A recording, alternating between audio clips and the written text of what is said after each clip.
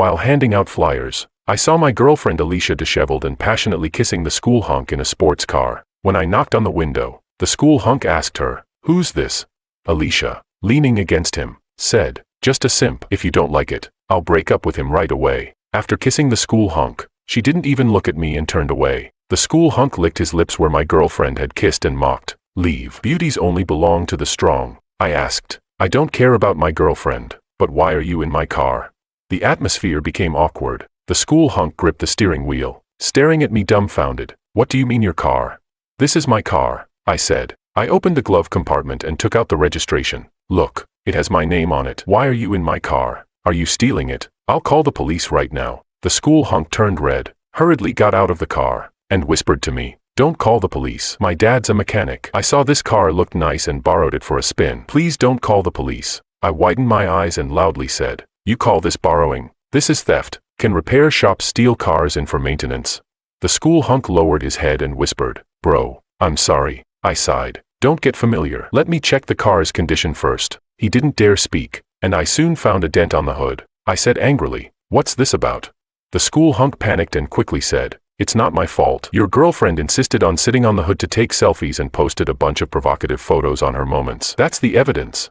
I checked my phone and saw nothing. The school hunk quickly showed me his phone. It turned out Alicia had blocked me. Looking at her WeChat moments, I tooted. "Such bold photos. Fine. You can go back. I'll keep these photos as evidence. You both prepare for a court summons." The school hunk was stunned and whispered, "Bro, will it cost a lot?" I said, "About 100,000. In an instant, his face turned pale. The school hunk hurriedly said, "But it was her who damaged it. Do I have to pay too?" I rolled my eyes. "Don't you understand the law? You're both responsible. Your dad's work this year is for nothing." The proud school hunk burst into tears. "That stupid girl. I told her this is carbon fiber. Only high-end sports cars have it. The hotter it gets, the harder it becomes. But she couldn't wait for the car to warm up and just sat on it for selfies. My parents work so hard, and now we're screwed because of her." Impatient, I got into my car and called someone to assess the damage. I wasn't interested in watching him cry. The school hunk wiped his tears and wailed, "How come you're the rich one? Your girlfriend said you work multiple jobs handing out flyers." I said, "I don't work. I hand out flyers, but those stores are mine." I wasn't lying. Half of the pedestrian street, 72 stores, my family owns them. Handing out flyers for my family's stores. What's wrong with that? I closed the car window, not wanting to hear the school hunks crying. At this moment, Alicia texted me, "Since you saw it, let's break up. Don't blame me. Blame your parents for being losers. I'd rather cry in a Lamborghini than laugh on your bicycle handing out flyers." I fell into deep thought. Since both the Lamborghini and the bicycle are mine, should she cry or laugh? I wanted to reply, "Wait for the court summons," but Alicia had already blocked me. My God, how could she block me? Speaking of the repair costs, she owes me 100,000. Ignoring the fact that it was the girls' dormitory, I rushed into the dormitory and headed straight to Alicia's room. Fortunately, it was morning, so there weren't many people in the dorm. I arrived at her dorm room door and was about to knock when I heard a woman inside ask, "Did you really do what I told you?" Then I heard Alicia say, "Yes, I lied to him that I took the pill." The woman excitedly said, "That's a great opportunity. I calculated your period and knew you were likely to get pregnant these 2 days, which is why I told you to go on a date. Once you're pregnant, you can marry into a wealthy family." Alicia said worriedly, "What if he makes me get an abortion?" The woman replied, "As long as you're pregnant, I have ways to make him acknowledge the baby. You even broke up with your boyfriend for him. Let's see if he dares not to acknowledge it." I was really shocked that Alicia would go this far. She even wanted to marry the campus heartthrob by having his child. I wondered what her expression would be when she found out the heartthrob had stolen my car. I knocked on Alicia's door, and when she saw me, she immediately frowned. She said, "I've already broken up with you. Why are you still pestering me? I'm telling you, being poor is not a problem, but being poor and shamelessly pestering a girl is really disgusting." It seemed Alicia misunderstood, thinking I was there to win her back. There were 2 other people in the dorm, her roommates, whom I knew. Before I could speak, one of her roommates said, "Can you stop hindering Alicia from pursuing her own happiness?" I was completely dumbfounded. So, making out with another guy in a sports car behind her boyfriend's back was considered pursuing her own happiness. I knew this roommate. She was Alicia's best friend, Eva, the one who had just urged Alicia to get pregnant. When I first started dating Alicia, she often made sarcastic remarks, saying things like a man's love for a girl depends on how much money he spends on her. Because of Eva's instigation, I had given Alicia many gifts. Now, I was here to get those gifts back. I said, We can break up, but the phone you are using is mine. You should return it to me. I didn't mention that the sports car was mine, because, knowing Alicia's personality, she might shamelessly cling to me. I had to get my things back first. Alicia immediately frowned and said coldly, "So you're such a petty person. Can't you consider my feelings?" I was speechless. It's not that I'm petty, but you've already wronged me. Why should I care about your feelings? Eva suddenly covered her mouth and laughed. She said, "Can't you see through this poor man's trick? Asking you to return the gift is a pretense. He really wants to make things difficult for you because he can't bear the breakup." Alicia sneered. "So that's it. You think if I can't bear to return the gift, I won't break up with you, right? Have you forgotten? My current man is very rich." She raised her head proudly, and Eva added fuel to the fire. "Don't be afraid, sis. I just checked. The heartthrob's Lamborghini costs millions. Buying you a new phone is nothing to him." Alicia laughed and said, "I can return the phone, but let me make one last call. I'll show you why I broke up with you. Because the gap between you and a rich man is so wide that you'll never bridge it in your lifetime." I wondered if the rich man she was talking about was the heartthrob. I remembered when I sent the car to the heartthrob's house for maintenance. His dad sighed and said making money was tough these days, and what they earned wasn't enough to pay the rent. Alicia made a call, and Eva quickly said, "Put it on speaker so he can hear. Let him know the gap between himself and others." Alicia nodded and, seemingly to show off, put the call on speaker. As soon as the call connected, she said pitifully, "Brother, my boyfriend came to break up with me and wants me to return the phone he bought me. Without the phone, how can I contact you in the future?" However, the heartthrob didn't indulge her. On the other end of the line, the heartthrob yelled angrily, "You damn bitch, don't let me see you again, or I'll beat you every time I see you." In an instant, both Alicia and Eva were stunned. The call was abruptly cut off, and Alicia stared at her phone, unable to say a word. Eva quickly reacted. She angrily grabbed a book from her bed and threw it at me, shouting, "Did you badmouth my best friend downstairs?" When Alicia heard this, she was furious and started shaking. "Yeah, he wasn't treating me like this before. You must have slandered me. How despicable and disgusting can you be?" I impatiently said, "I didn't badmouth you. Just give me back my things."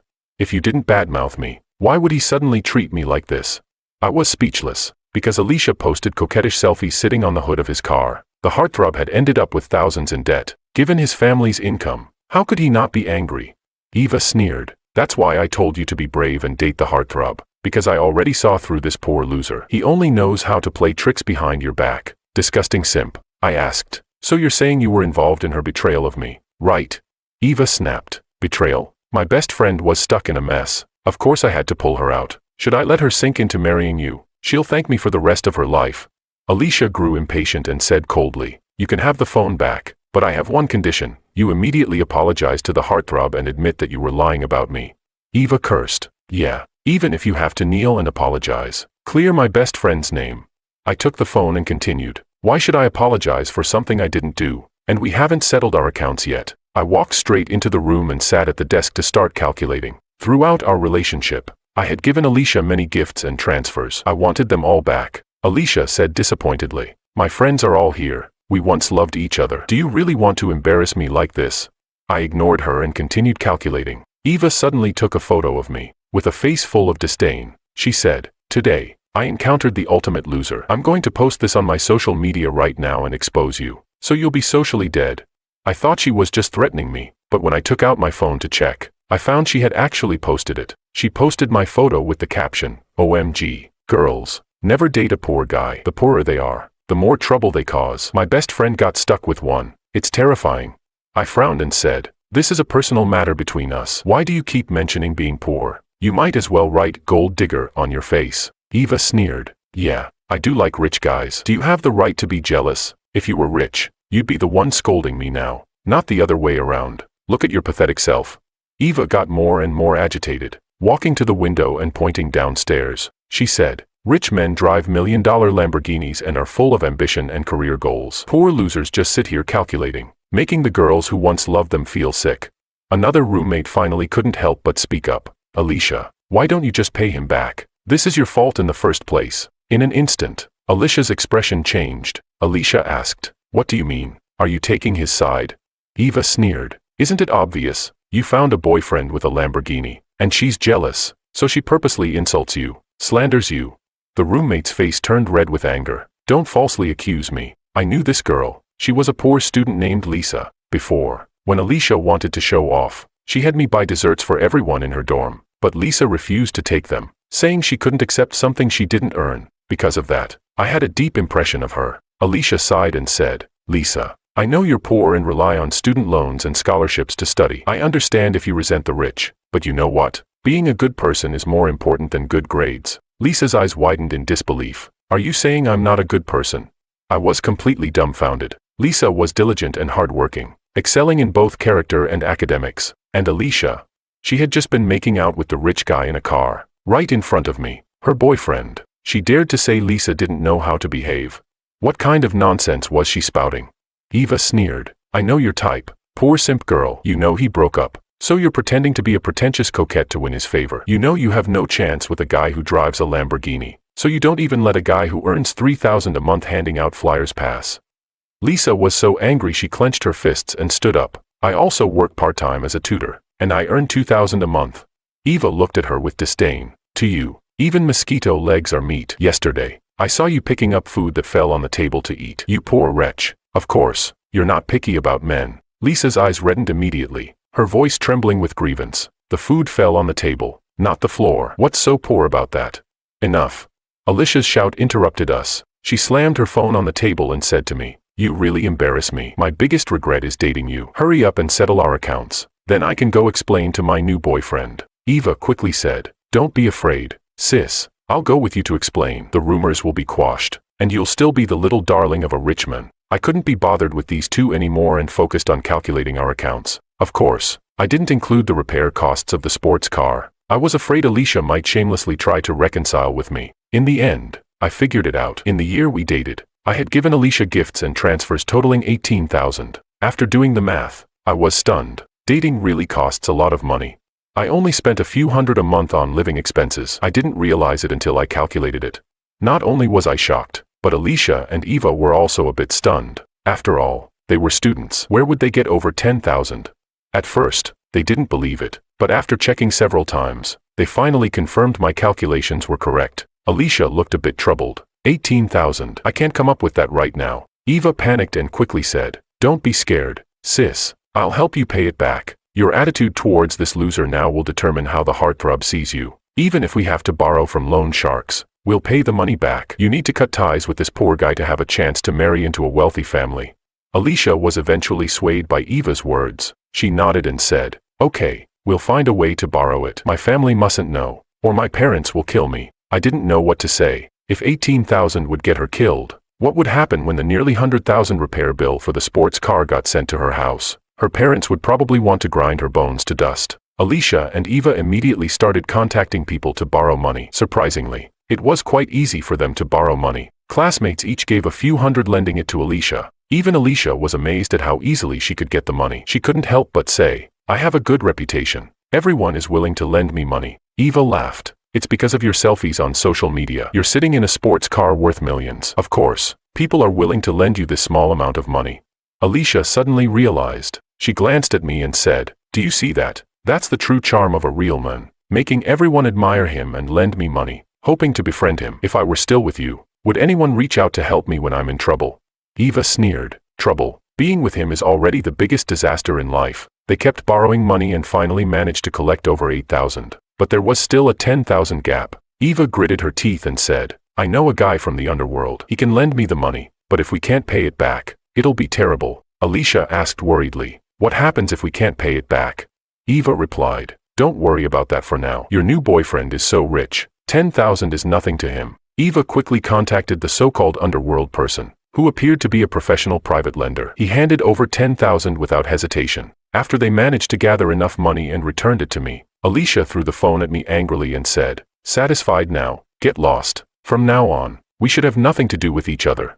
I nodded and turned to Lisa, saying, Can you come out with me for a moment?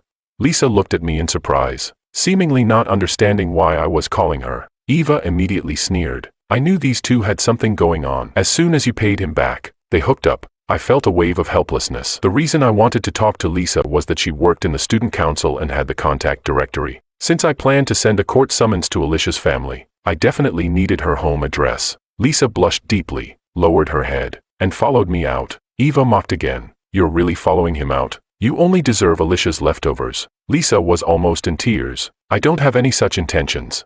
Eva cursed. Pretentious coquette. Keep pretending. No wonder your family is so poor. It's genetic. Look at you trying to please even a guy who hands out flyers. You're so undiscriminating. It's clear what kind of people your parents are. Alicia looked at us with disdain and sneered. Good thing I broke up with him. This useless man is all yours. Let me give you a word of advice. A whore and a dog. May they last forever. I led Lisa out of the dormitory and into the hallway. Lisa whispered. I only spoke up because I was angry. Don't read too much into it. I just want to study hard. I don't have the intentions they said. I nodded. I know. You have to get scholarships and work as a tutor. You don't have time for romance. Lisa asked curiously. Then why did you ask me to come out? I said. I know you have the contact directory. Can you give me Alicia's home address? Lisa immediately panicked. What do you plan to do? Don't do anything reckless.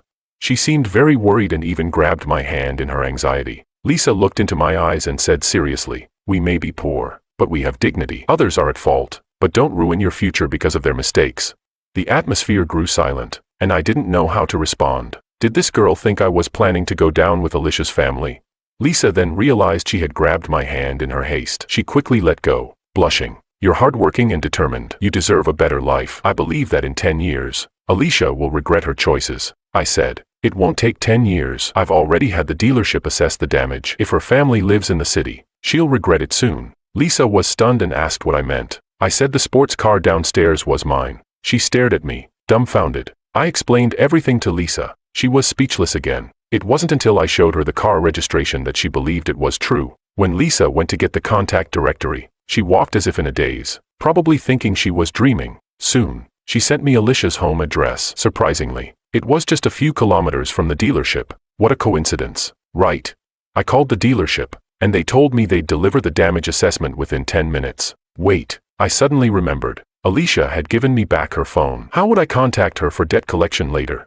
I decided to temporarily return the phone to her. I went back to Alicia's dormitory. When she saw me return, she asked irritably, why are you back? I said, I know you don't have a phone. You can borrow this for a couple of days. Eva immediately clutched her chest, pretending to retch. I'm going to puke. I was right. This simp is doing it on purpose, trying to play this on again, off again game with you. Alicia snapped. Do you really take me for a fool? Can you stop pestering me? You're embarrassing me in front of my friends. Just then, Eva's phone rang. Eva took out her phone and said puzzled, Alicia, why are your parents calling me? I was taken aback. The dealership works fast. It seemed Alicia's parents couldn't reach her, so they contacted Eva. Alicia took the phone and asked, Mom, what's wrong? This time, Alicia didn't put the call on speaker, but her mother's yelling was loud and clear. Don't call me Mom. Do you know how much your father and I make? You've ruined us. The sudden scolding left Alicia stunned. She quickly said, Mom, what did I do?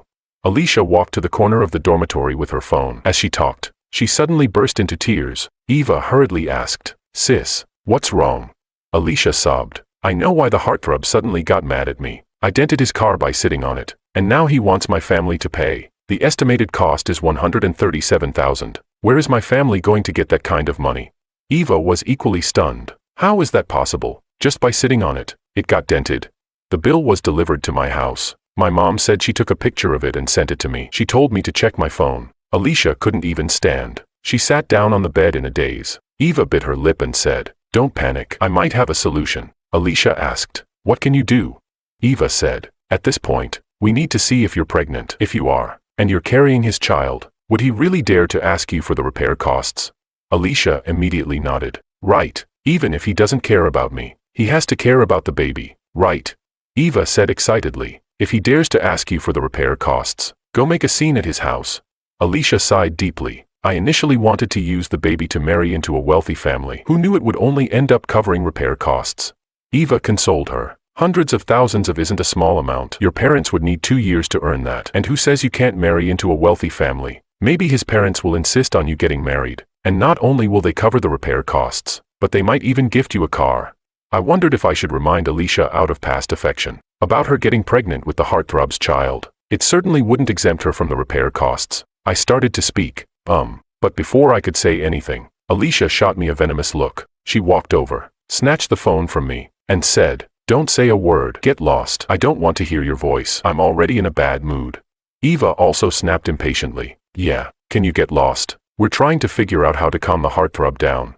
I awkwardly said, How about you read the documents first? Eva yelled at me. Get lost, loser. We have nothing to talk to you about. If you keep pestering Alicia, we'll accuse you of harassment and see you in court.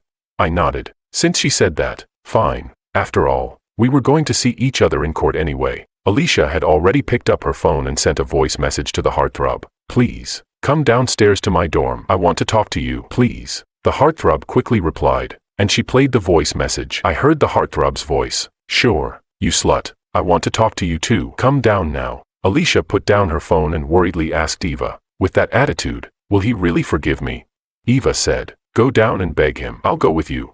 Eva helped Alicia up and glared at me. Get out of the way. I ignored her and turned to leave the dormitory. Just as I was about to go downstairs, Lisa returned. Alicia and Eva walked past Lisa, heading in front of us. Seeing me, Lisa quietly asked, will you make Alicia pay a lot of money? I said, I won't extort her. She should pay what she owes. But I'm thinking. Lisa asked, thinking what? I said, it seems like they're begging the wrong person. Won't it be awkward?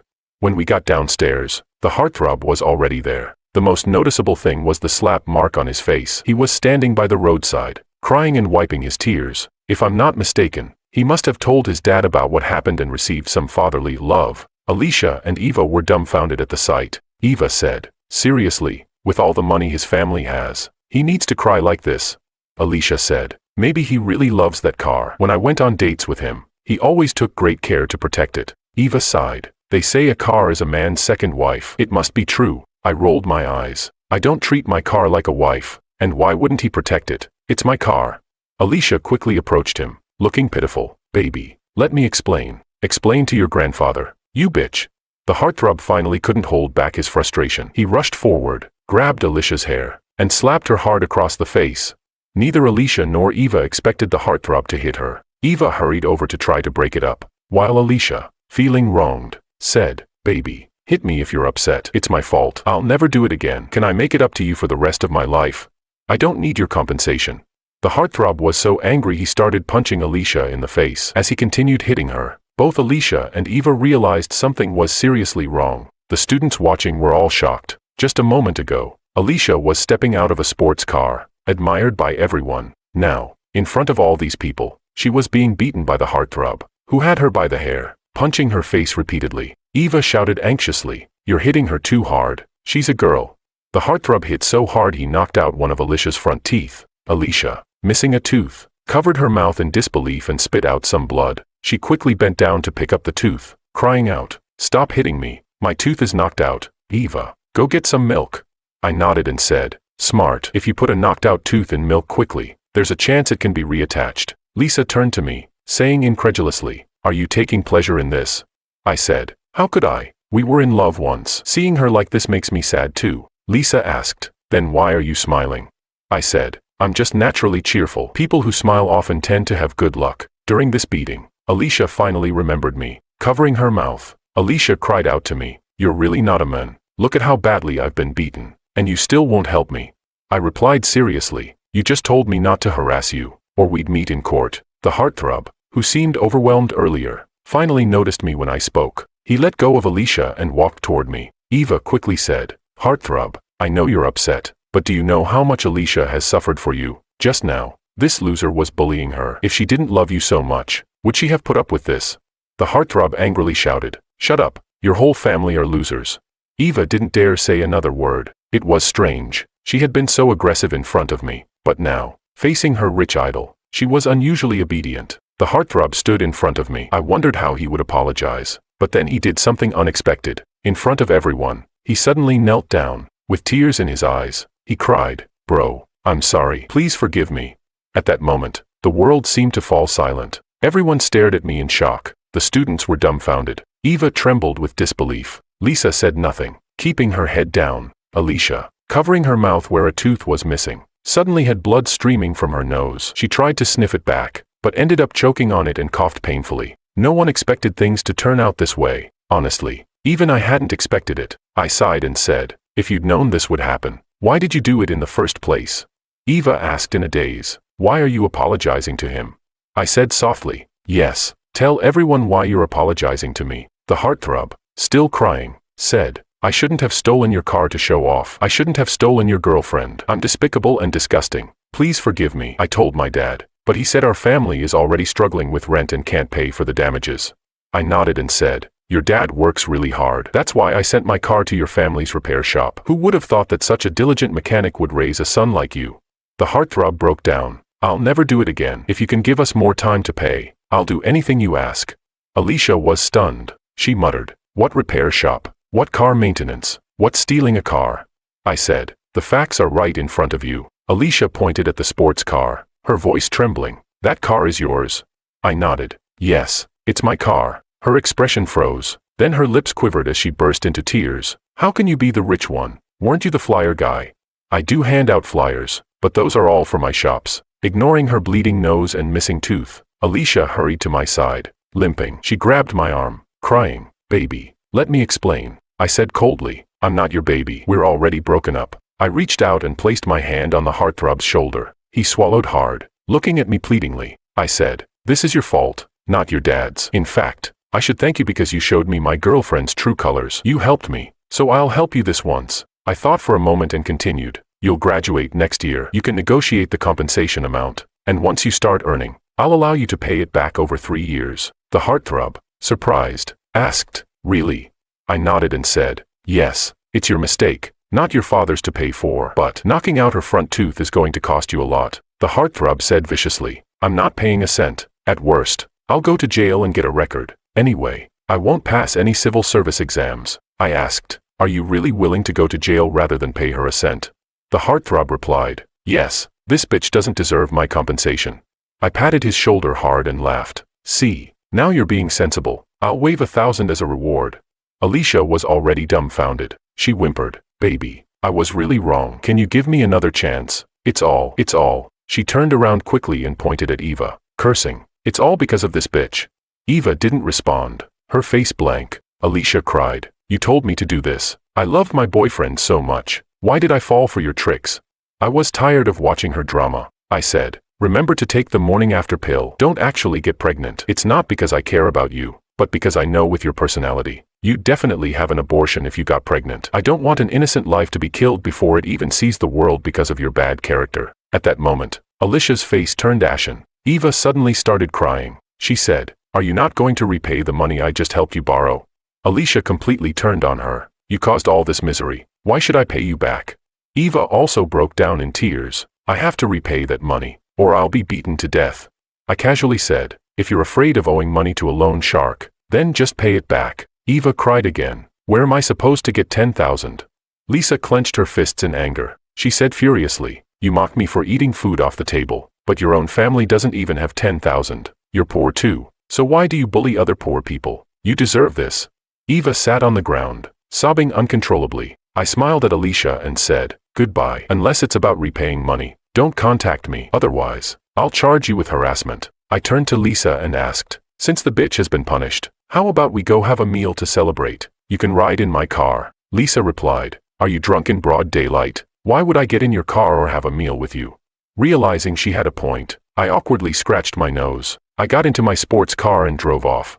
Alicia and the heartthrob's family quickly reached an agreement, with both families paying half. It said that Alicia was beaten half to death by her parents at home, even having her leg broken. It really was broken. She had to wear a cast. The worst part was that her leg didn't heal properly. She walked with a limp and might have to break it again to heal correctly. Feeling too ashamed, she didn't return for the last year of college. Eva, on the other hand, did return, but every time she did, people mocked her, calling her a traitor to the poor. To pay back the loan shark, Eva tried desperately to find a job, but her reputation preceded her, and no one wanted to hire her. In the end, she found me, begging for a job. I happened to have a few low-end restaurants, so I had her clean the toilets. She had looked down on the poor, so now she could clean toilets for them. She could only cry while scrubbing the toilets, and word spread about her situation. Some students even came specifically to use the toilet after she cleaned it, just to make her clean it again. After dropping out, Alicia frequently messaged me, begging to get back together. I blocked her, but she would just switch numbers and continue to harass me.